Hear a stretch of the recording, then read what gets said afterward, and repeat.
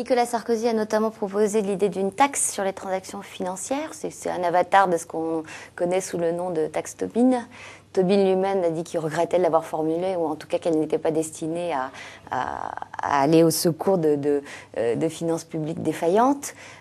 La Suède l'a appliquée dans les années 90 et y a renoncé. Qu'est-ce que vous pensez de cette idée ?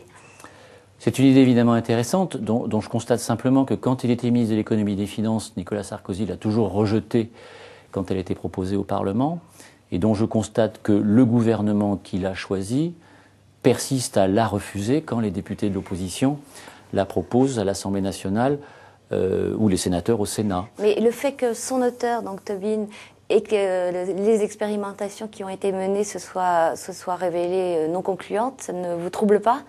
Alors je ne connais pas les expérimentations dont vous parlez. Suède. Ça s'est passé en Suède en 1990-91. Je n'ai pas le souvenir, en tout cas, des résultats de ce qui s'est passé là-bas, ni des conditions dans lesquelles cette taxe avait été instaurée.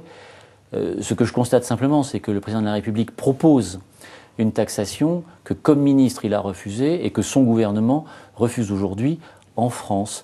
J'ignore ce que pourrait être la sincérité dont il fera preuve si d'aventure il la propose à ses collègues chefs d'État et de gouvernement qui risquent de lui faire remarquer qu'en France, lui, il a toujours refusé.